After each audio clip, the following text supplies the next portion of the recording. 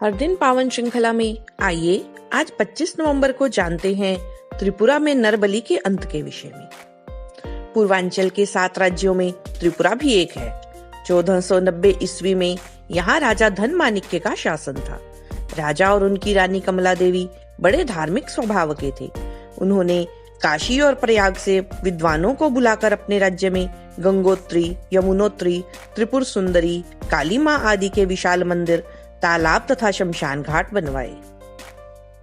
अगर आपने हमारे चैनल को अभी तक सब्सक्राइब नहीं किया है तो कृपया इसे सब्सक्राइब अवश्य करें, जिससे कि आपको प्रतिदिन हर दिन पावन श्रृंखला की जानकारी प्राप्त हो सके।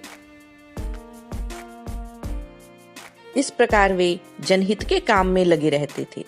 एक बार रानी एक मंदिर में पूजा कर रही थी कि उसे एक महिला का रोने का स्वर सुनाई दिया। रानी की पूजा भंग हो गई। उन्होंने तुरंत उस महिला को बुलवाया। वह निर्धन महिला थर-थर कांपने लगी। रानी ने उसको पुचकारा तो वह और जोर से रोने लगी। बहुत समझाने पर उसने बताया कि उसके एकमात्र पुत्र का मैतेतेइयों ने नरबलि के लिए अपहरण कर लिया है। रानी सुनकर हैरान रह गई। वस्तुतः त्रिपुरा में लंबे समय से नरबलि की परंपरा चल रही थी। शासन की ओर से उस पर कोई रोक भी नहीं थी। महिला ने कहा, रानी जी, मेरा यही एकमात्र पुत्र है। यदि वह मर गया तो मैं भी अपने जीवन को त्याग दूंगी। आपके तो 3 पुत्र हैं। क्या आप अपने एक पुत्र को बलि के लिए देकर मेरे पुत्र की प्राण रक्षा कर सकती हैं? रानी स्वयं एक माँ थी। उन्होंने उस महिला को आश्वासन दिया कि मैं तुम्हारे पुत्र की हर स्थिति में रक्षा करूंगी। महल लौटकर रानी ने राजा से कहा कि क्या हम अपने एक पुत्र को बलि दे सकते हैं? राजा ने कहा कि तुम कैसी माँ हो? क्या तुम्हें अपनी संतान से कोई प्रेम नहीं है जो ऐसी बात कह रही हो? इस पर रानी ने प्रातः मंदिर वाली पूरी बात उन्हें बताई और नरबलि प्रथा को पूरी तरह बंद करने को कहा।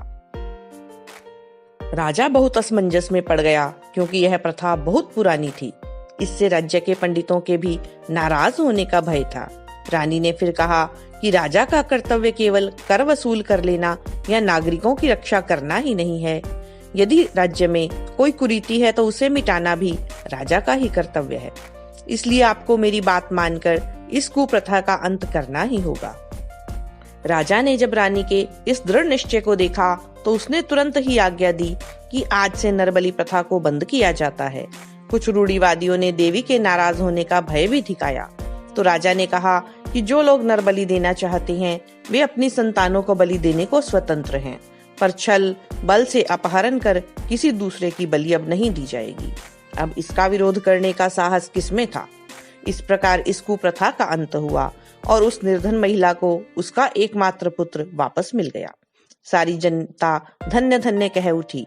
इसके बाद राजा ने जनता के कल्याणार्थ अनेक काम किए। उन दिनों प्रयाग में अस्थि विसर्जन और गया में पिंडदान के लिए जाने में बहुत कठिनाई होती थी। राजा ने मकर संक्रांति पर गोमती नदी पर मेला प्रारंभ किया और वहीं अस्थि विसर्जन और पिंडदान की व्यवस्था कराई। यह मेला आज भी उस परोपकारी राजा और रानी का स्मरण कराता है। राजा ने अनेक धर्म ग्रंथों का स्थानीय भाषा में अनुवाद भी कराया। 25 नवंबर 1520 को राजा और रानी दोनों एक ही साथ स्वर्गवासी हुए। कमेंट सेक्शन में जाकर आप अपने कीमती सुझाव अवश्य दें, जिससे हम इस कार्य को और अच्छे तरीके से कर सकें। भारत माता की जय।